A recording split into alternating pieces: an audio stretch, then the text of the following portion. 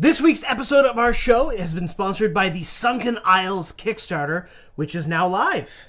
It just launched on February 7th, and for those who back in the first 72 hours, you're going to get a free player's journal if you backed at a physical tier. Sunken Isles is a seafaring adventure for 5th edition that takes your adventure through a magical island chain with a mysterious deity. This book is also going to include lots of new rules for ships and naval combat. This adventure has been headed up by Logan, one of our fellow YouTubers. His channel, RuneSmith. You should definitely check it out as well. So follow the links in the description below to check out the Sunken Isles while it's still live on Kickstarter. And now, onto this week's episode.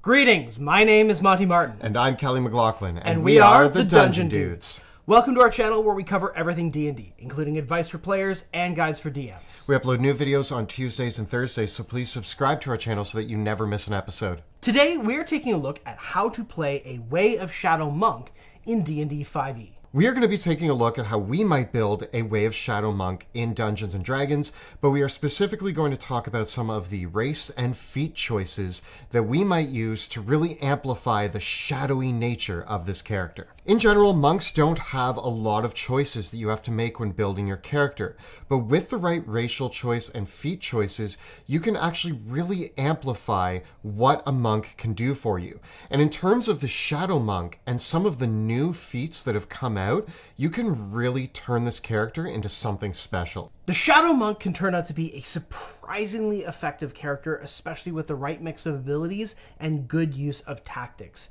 There's a lot to discuss, so let's get rolling. With this build guide, we're going to do things a little bit different. With several of our recent build guides, we've looked at our characters at various levels as we progress. But with the monk, there aren't that many choices that we need to make as we level up. The main choices that we're going to make actually happen at level 1 with how we're going to build our character out the gate. We're going to talk about how our feat choices might complement the racial choices we made and the abilities that the Shadow Monk gains. So as we lay out all these build options, though, we will reflect on how, as we gain more of the monk's higher level abilities, these will change how our character feels in play. Because very much the monk is a character where once you look at everything on paper, it can feel a little uninspiring, especially when, you don't have the big damage numbers to throw down, or the crazy AC, or the insane number of hit points, or all the spells. But Kelly played a really effective Shadow Monk in our Red Hand of Doom campaign for about 2 years. As a Dungeon Master running a game for a Shadow Monk, that character did not feel weak at all in play. I think one of the great things about a Shadow Monk in particular is that they actually feel really at home in a stealthy party, or being the main stealth character in a party.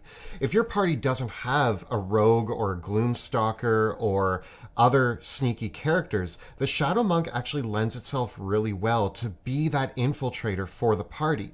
And if you are playing a sneaky team, I'm thinking of a great party that is comprised of maybe an arcane trickster, a gloomstalker, a shadow sorcerer, a hexblade warlock, and then you have your Shadow Monk. Yeah, this is a pretty dark and gloomy party, but the Shadow Monk can really amplify the stealthy nature of the party with some of the key features that they get. Yeah, and speaking of those features, let's put those on the table so we can think about what options we might choose. Because I think the key thing that you get with the Shadow Monk out the gate is you get these shadow arts, which are basically spells that you can cast using your key points. It's a very restrictive list, though. It's just darkness, dark vision, pass without trace, and silence, which you can all cast for 2 key points each. And then you also gain the ability to cast minor illusion at will. At 6th level, we gain Shadow Step, which allows us as a bonus action teleport from areas of dim light or darkness into other areas of dim light and darkness, and we can then gain advantage on an attack we make after doing so. And then at level 11, when your monk is in dim light or darkness, you can use Cloak of Shadows as an action to become invisible. This invisibility doesn't require concentration, but it only lasts until you make an attack or cast a spell or enter an area of bright light. Unfortunately, their level 17 feature isn't too exciting and kind of lacks the shadowy nature of some of their other abilities. It's called Opportunist, which allows you as a reaction to hit a creature that is targeted by an attack by somebody else. The core features though here that we want to build around when we're making our Shadow Monk that are going to augment the rest of what we get from being a monk, like Flurry of Blows and Stunning Strikethal, are the fact that we have a supreme amount of mobility from Shadow Step. And we also have these stealth-enhancing abilities in the fact that we can cast Silence, Pass Without Trace, and Darkness. But in that, we have one ace in the hole, because Darkness has some really cool combat utility if you can make it work for you. So let's keep these features in mind, and especially those spells that we are able to cast as we step into building our character. Now, one of the first questions that we're going to ask ourselves when building a Shadow Monk is, what racial choices might we make? Now, obviously, Monty and I are big fans of variant humans and the custom lineage. That's going to get us a feat right away at first level, which is going to be pretty awesome. But let's talk about some of the other races that really lend themselves to this Shadow Monk playstyle. I think in general, when you're playing a monk, if your dungeon master will let you play an Aarakocra or an Owlin so that you can have a flying speed, go for it. Yeah. Because being able to fly as a monk is one of those things that actually adds a lot of power to the class. It just takes the mobility and the skirmisher playstyle that monks have and takes it up to the next level. And so if you can get that from being a bird person, take it. Now, I also think this might be purely for flavor, but the turtle represents a great choice for any monk if you want to bring... I feel like if I was to pick a Ninja Turtle to be a Shadow Monk, it would probably be Raphael. Yeah, so you're going to get your red bandana out and get your size and be dark and brooding in the shadows as a turtle. Now, I also think there's a really good case here for the Half-Elf. Yes. Half-Elf gives us some really great ability scores and also opens up some key feats that we might look at that can really amplify our monk. So all of these are great choices, whether you're getting a feat at first level, flying, living out your Ninja Turtle fantasy, or taking something elven in nature, mainly to unlock elven accuracy, but we'll talk more about that later. They're all great choices. Beyond these options, I do think that the Tasha's rules for customizing your lineage do open up a lot of options for various monks, particularly those other ancestries and races that come with other spell-like abilities. I'm thinking things like Furbogs, I'm thinking things like Yuan-Ti, I'm thinking things like even Tieflings or Drow, who are going to have more attributes and more abilities to use. I do like the idea of even being a Tiefling or being a Drow, because both of these characters can cast darkness using their racial trait, and that's going to save us some key points. So that could be a worthwhile thing to consider too. In particular with the Drow, I think the options are really interesting there, because the Drow gets you access to casting darkness, and it also gives you the ability to take elven accuracy. So based on all that, let's talk about our ability scores. Now, Monty and I had some fun with our ability scores. We went all the way with how we would try to optimize our build. You could be a little bit different on the way you want to run this, but we think with a monk, there's no reason not to try to get the best out of what you're going for. I think with a monk, if you're playing with point buy, just buy 3 15s in dexterity, wisdom, and constitution, and dump strength, intelligence, and charisma, and leave them all at 8. It's super min-maxy, and it feels dirty to do that. But I think it's fine to do as a monk.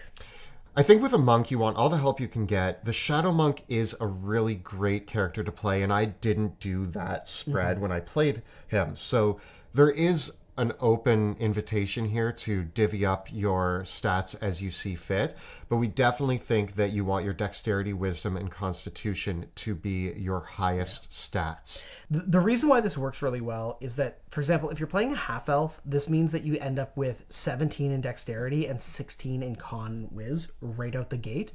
But what we're seeing now with the changes to how racial ability score bonuses work, you can either put a +2 in one score and a +1 in another, or just +1 in 3 scores. So you can end up with 16 dexterity, constitution, and wisdom, which is a real nice way to set up your monk for success at very low levels of play. So it's really hard to not go for that.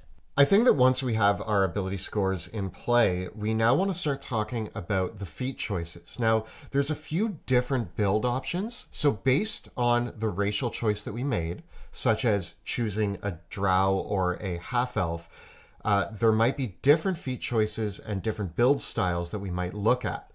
But we're going to start off with what I think is our number one feat choice. Unequivocally. This has been one that was introduced in Tasha's Cauldron of Everything. It is Eldritch Adept. Now, if you're not playing with Tasha's Cauldron of Everything, we're going to talk about other build options as well that don't use that feat. Eldritch Adept is a feat that allows you to choose an invocation from the Warlock invocation list. Mainly, we want to look at Devil's Sight. This being paired with our Shadow Monk's ability to cast darkness using key points, and if we're a drow, we have access to darkness as a racial feature as well, or the tieflings have as well. So if you have some way of casting darkness, which you will, adding Devil's Sight seems like something that I wish had been baked into this class. Yeah, but now we can actually see in our own magical darkness. Yeah. And it unlocks so many things. First of all, when you're in your own darkness, all your attacks have advantage. All attacks against you are going to have disadvantage. You have to be able to see somebody in order to make an opportunity attack against them. So it means that you don't even need like something like the mobile feat. You can just be in this cloud of inky black darkness, dart in, beat up whoever you want to, and dart right back out. And it really gives you this, well, you've got advantage on all attack rolls, and attack rolls against you have disadvantage. So it really helps. Now, there is a lot of people who think that casting darkness on yourself can be a detriment to the party, and I would be very aware of your party dynamic. Earlier, I mentioned what I'm going to call the Dark Boys Club. Yeah. And if you do have your Warlock and Shadow Sorcerer, who also have some options to see in magical darkness, well, then you're not really a detriment to your party. Also, I think that there's a good avenue here that if you are playing the Dark Boys Club, that everybody who can and needs to takes Eldritch Adept and Devil's Sight, and so you kind of have this group of people who can all see in darkness.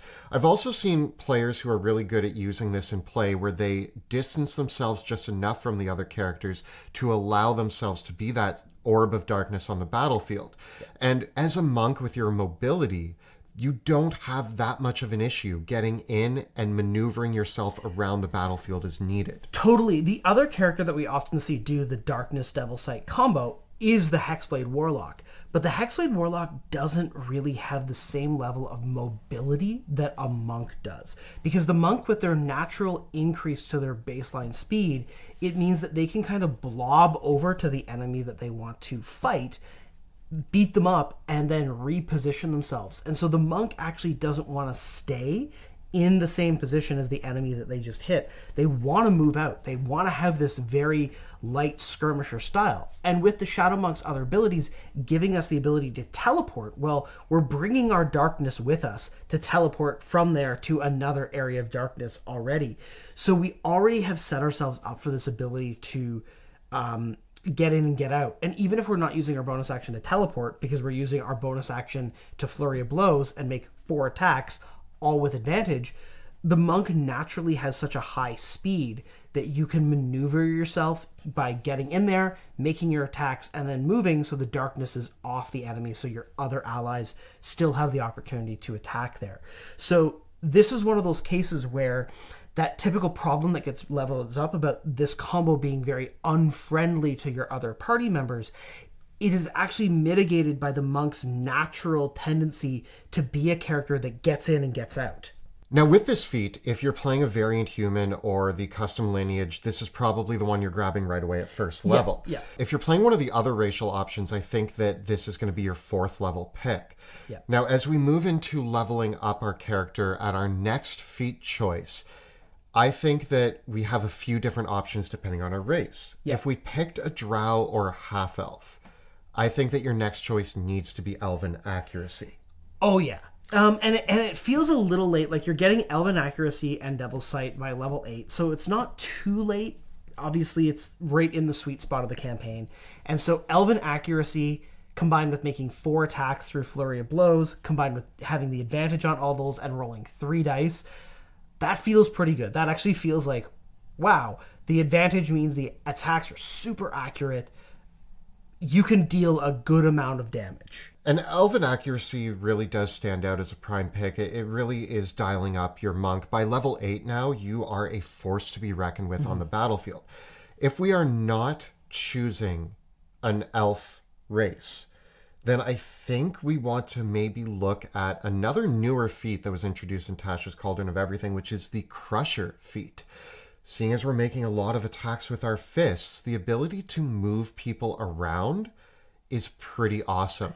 Yeah. The implications of even moving enemies 5 feet, if you're standing near an edge, you can knock them off, you can reposition them into your fighter. You can do a lot with 5 feet of movement. I think that the thing alone with Crusher, being able to move someone 5 feet with the bludgeoning damage, it's just the fact that it helps you get that distance out again and helps either push them back out of your darkness or push them to the edge of your darkness or just get things going in some way, shape, or form where that little extra bit of movement, that little extra bit of utility really helps out your overall game plan. Again, it's also really tempting to get mobile early, but I think that the Darkness Devil Sight combo really overlaps. Like, it supersedes the benefits of mobile aside from the speed boost. Yeah, and I do think if we want to talk about the mobile feat, it is an excellent choice for monks in general. If you are deciding when you're playing your Shadow Monk that the Darkness Devil Sight route is going to be problematic for your party, and you find that it is annoying for your party to have to deal with this blob of darkness moving around the battlefield all the time, mobile is a great monk feat that really fixes a lot of your ability to get in and get out. The main feature of the mobile feat is that when you attack an enemy, you can now move away from it without provoking opportunity attacks. With the amount of attacks a monk gets to make, if they're surrounded, they can punch all 4 of the enemies around them and then move away to let the fighter get in there or the barbarian or whatever. It's a great tactic. I was playing my monk before Tasha's came out, and the mobile feat was game-changing for me. In all these cases, we haven't really gone back to boost up our ability scores yet. Of course, Elven Accuracy is going to give us a +1, so we will have an 18 in Dexterity if we went that route, because we got the +2 from the racial. We start with a 15. Crusher gives us a +1 to Strength or Constitution. We're probably going to take that in the Constitution. Depending on where we put our other ability score bonuses early on, that might get us from the 15 to the 16 con, or maybe set us up to take another +1 in con somewhere else later. I think that once you have Mobile, Crusher, Elven Accuracy, and Devil Sight, in whatever combination you're going to take them, that's probably the point where after that you want to max out your Dexterity, for sure. Yeah, and that's going to be the main goal, is pick the variation on these feats that suits the playstyle that you're going for, and then get that Dex up. It's really hard to get them all, though, right? Because if you're going for Mobile, Devil Sight, and Elven Accuracy, and Crusher, well, you're not going to be level 16 until you can have all those, and then you won't be able to max out your Dexterity until level 19, which feels late. Yeah. So I think that probably you have to decide what of those is the most important to you, and I think unequivocally Devil Sight is the most important for this one, with Mobile feeling the most optional given that framework. Yeah, I think if we look at this as build options, it's either going to be Eldritch Adept Elven Accuracy, Eldritch Adept Crusher, or Mobile and Crusher if you want to avoid the Darkness fiasco. Beyond those, if you want to add one of the other ones in as a third pick, you can, but I actually think getting 2 of these feats and then pumping up your Dexterity is the way to go. Yeah, and once you do max out your Dexterity, you could decide, okay, well, maybe I will try to max my Wisdom out as well if you have the space for it. That gives you the better stunning strikes and whatnot. It's hard to pull that off as a monk. You might be tempted to take Shadow Touched or Fey Touched and use those to get a +1 bonus to Wisdom somewhere. I think, ironically, the Way of Shadow Monk benefits little from taking Shadow Touched. I think with Shadow Touched, you get invisibility, but you already have a method of reliably turning invisible. With Fey Touch, though, Misty Step is amazing for mobility. But you already do have the teleport between darkness. It gives you one more option, though. Yeah, so really both Fey Touched and Shadow Touched are double dipping on abilities that you already have. But what I do like about Fey Touched is that you can take something like Hunter's Mark. Or Hex. Which gives you a lot of mileage out of your many attacks that you're going to be making. Yeah, being able to squeeze Hunter's Mark into a monk really means a lot of damage. But again, Hunter's Mark and Darkness are not compatible with each other because they're both concentration spells. So it would be lovely to have it, but in many cases, I kind of feel like the advantage on all the attacks is probably the better option in the long run than the extra d6 damage. I feel like you could say there's a build here that does mobile and Fey Touched for Hunter's Mark. Yeah. But that feels less a Shadow Monk build and more a monk option overall. Yeah. Though worth certainly considering as a way of solving that damage problem with the monk.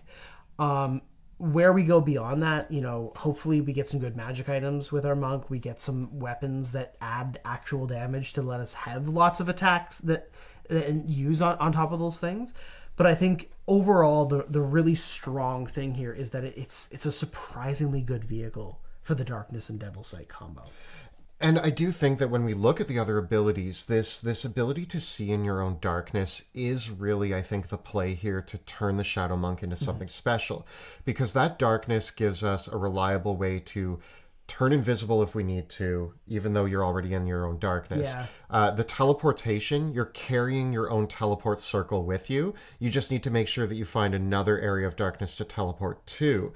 But that's really reliable as well. So this combo amplifies all of the base features that the Shadow Monk gains. One of the other really critical advantages of having Devil's Sight with Darkness in the Shadow Monk is that when you use Shadow Step, you have to teleport from Dim Light or Darkness to Dim Light or Darkness. So the monk themselves really needs the ability to see in darkness in general so that they can see where they're going to teleport to.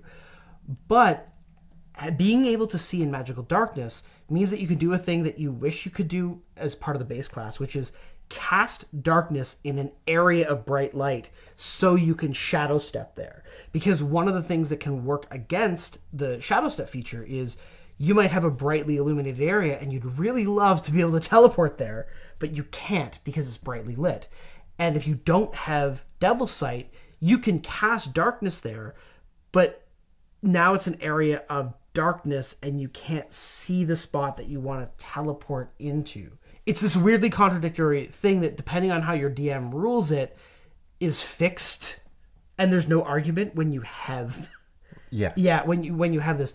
I mean, when we played, I was very generous with this, and I ruled that you didn't need any special vision to teleport into the area of your own darkness, but I have seen DMs rule the other way, where the darkness spell isn't something that you can teleport into because you can't see into your own darkness. Therefore, you can't see the space that you want to teleport into. It's a mess that's just a non-issue when you can see in magical darkness. Now, with all these choices that we've made, let's talk a little bit about any other tactics that we might bring into play here. We've obviously definitely driven home our tactic of Devil's Sight and Darkness, but some of the other key features of the Shadow Monk really allow us to be that great infiltrator. So even outside of combat, the teleportation is great. But what I love about the Shadow Monk is its ability to cast Pass Without Trace, and then Bamf from shadow to shadow to get in and out of places. As an infiltrator, you are actually on par with some of the best rogues and rangers. You are one of the best options for infiltration and scouting.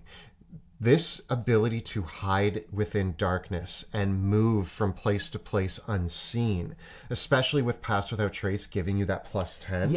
Yeah.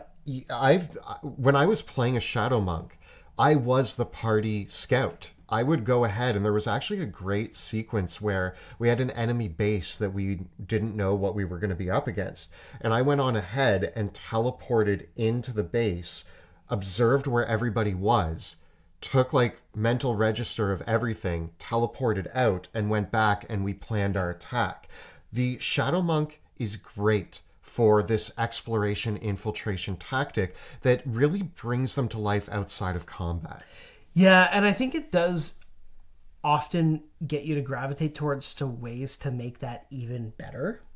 And so it does become tempting to try and get a way of getting expertise in stealth, whether that's by taking a feat or, you know, there's a real temptation, especially once you have that shadow step feature, to try to multi-class with this character, either take some levels of rogue or even 3 levels of ranger to be a gloomstalker, or even take a level or 2 of fighter to get action surge, so you can action surge, cast darkness, attack, do all your things.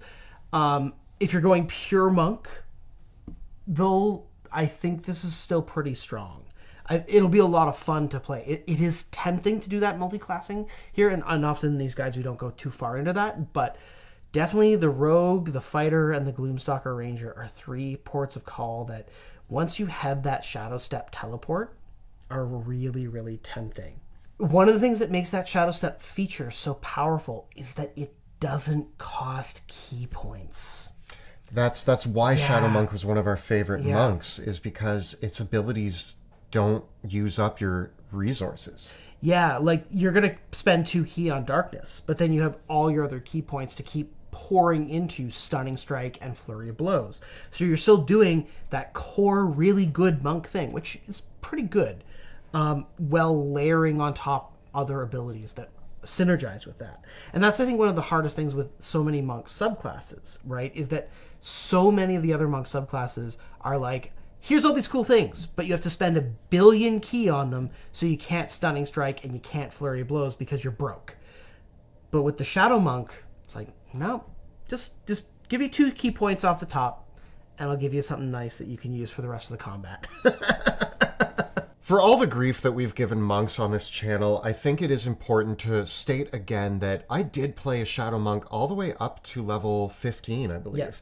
And it was a treat. My Shadow Monk never felt like he was falling behind in the party that he was playing it. And as a matter of fact, had several moments in the campaign where he got to be the all-star. Stunning striking dragons out of the air, teleporting into enemy bases, being that infiltrator, stealth assassin really came online with this character. And I do think that when you do look at the monks, the Shadow Monk is a really good candidate for the non-rogue, roguish character. It has a lot of that stealth assassin vibe that you want, but if you're looking for something a little bit more skirmisher, a little bit more martial arts, you can really bring it to life with the Shadow Monk. And in my opinion, I got to feel a bit like my own variation on Batman or Nightcrawler or some of my favorite dark and brooding superheroes. And it was a lot of fun to play at the table, and really the party grew to rely on my Shadow Monk for some of the key moments in our infiltration and stealth missions, and that felt really good. So we hope that this guide really brings to light the fun that you can have with a Shadow Monk in your games of Dungeons & Dragons. And if you've played a Shadow Monk and had a great time with it, tell us about how you built your Shadow Monk in the comments below. The videos that we create on our channel are made possible thanks to the incredible generosity of our Patreon supporters. If you enjoy the work that we do here on YouTube, please consider becoming a patron of our show by following the links in the description below. And don't forget to check out our live play in the Worlds of Drakkenheim, which airs Tuesday nights at 6 p.m. Eastern on Twitch. You can find all the previous episodes right up over here. And we've got plenty more class guides for D&D 5e right up over here. Please subscribe to our channel so that you never miss an episode. Thanks so much for watching. We'll see you next time in the dungeon.